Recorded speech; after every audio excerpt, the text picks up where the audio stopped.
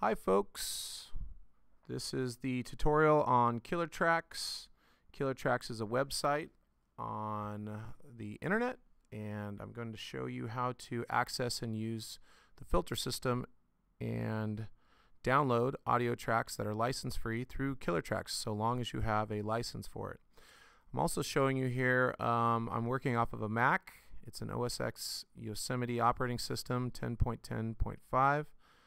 And this is where you can find your storage. That's no good.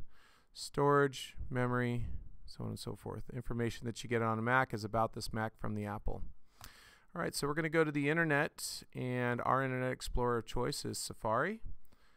And on Safari, we're going to click on Killertracks.com. And the first thing you're going to need to do on Killertracks.com is to, oh, that's nice. Well, this is what happens when we are on a district server and we don't have access through Lightspeed yet. So you'll get a screen that pops up and says, can't use it yet. So I think actually we're going to have to log into CNN. Oh, here we go. Nope, we're good. All right, that was a bit of a mix-up, but here you go. Killertracks.com. We're at the website. You're going to have to go in the upper right-hand corner where it says log out and do a login, because it should have been log in. So when it says log in, I had a student that was logged out or logged into it previously, so it was still logged in. But anyhow, normally you'll go up here to the right and it'll say log in, and we'll click on log in. And I put in my username and I put in my password and I click the login button, and now it says log out in the upper right. Now I have access to all the content on Killertracks. All right, the quick whereabouts on it is it will allow you to access browse catalog and new releases right here in this area.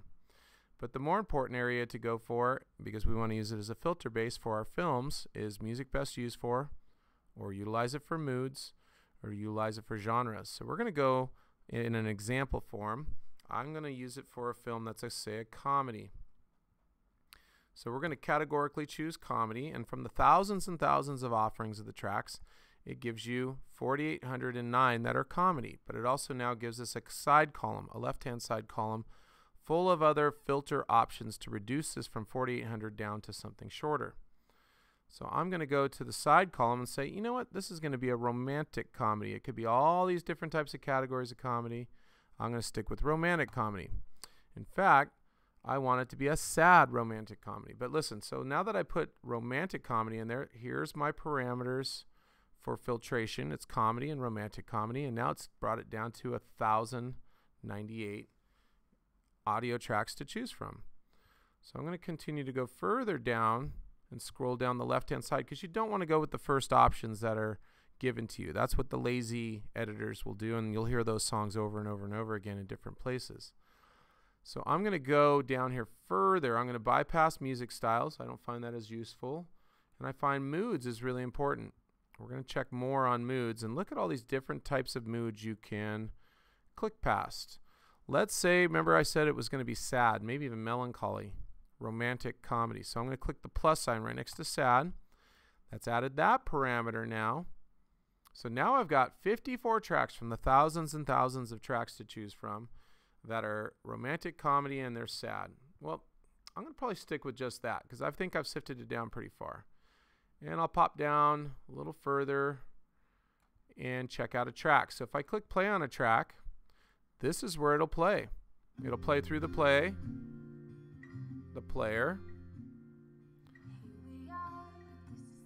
and it's a vocal track, and I may not want a vocal track. I'm going to lower that down a bit, and you can scrub forward on this timeline to see how the song is in the middle, you know, because the song, if I click on, let's say, Call Me right here, you can see that it has a long intro, and maybe I don't want to listen through all this guitar, so I click forward where there's a vocal.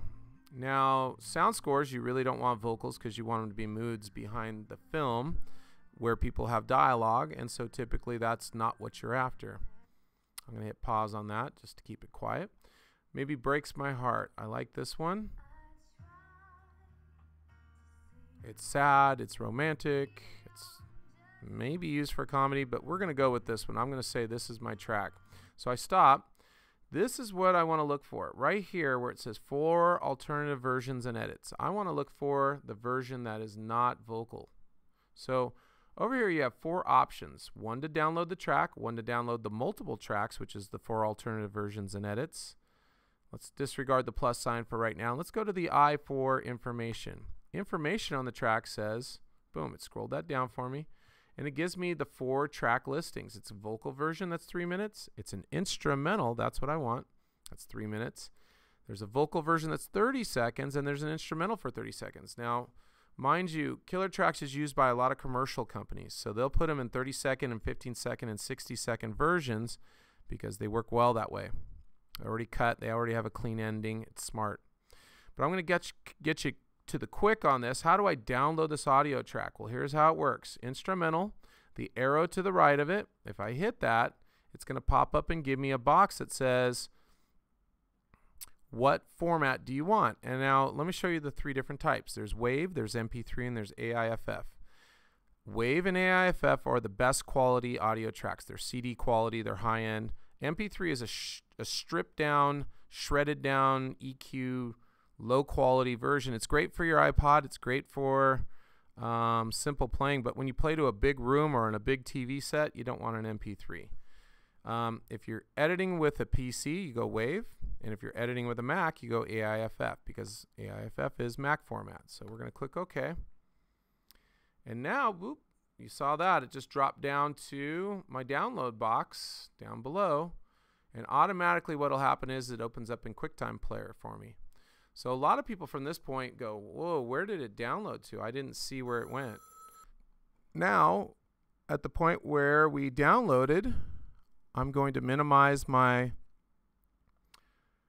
screen of the internet, and I'm going to go to my downloads folder in the bottom right corner, and lo and behold, there's my audio track. So now I have the audio track. I dragged it to the desktop. I can now include that in any video editor that I want, and it's ready to go. And that is Killertracks. Thanks for watching.